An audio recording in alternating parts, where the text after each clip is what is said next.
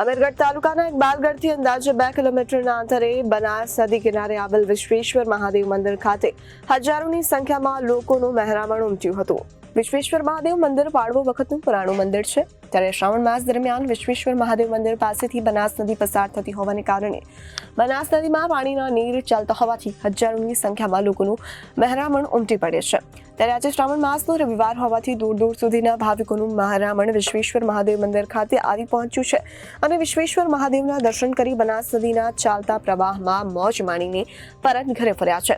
ત્યારે શ્રાવણ માસ દરમિયાન વિશ્વેશ્વર મહાદેવ મંદિર ખાતે લોકોનો ઘસારો વધુ હોવાથી મેળા જેવો માહોલ જોવા મળ્યો છે। ત્યારે વિશ્વેશ્વર મહાદેવ મંદિર ખાતે સૌથી પ્રિય મકાઈની દુકાનો જોવા મળે છે, તેમજ અન્ય દુકાનો પણ જોવા મળે છે।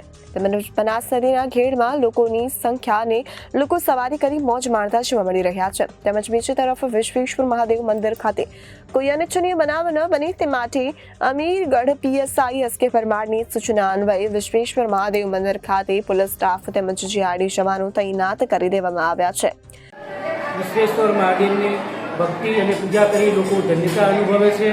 પૌરાણિક પાંડવો સમયનું આ મંદિર અતિ પ્રાચીન અને ભવ્ય લીલોતરી કેદારનાથ પર્વતની બાજુમાં આવેલું વિશ્વેશ્વર મહાદેવ લોકો પૂજા ભક્તિ કરી અને અત્યંત ભક્તિમાં લીન બને છે। બનાસ નદીની અંદર પણ નવા ઉમેરો થયો છે।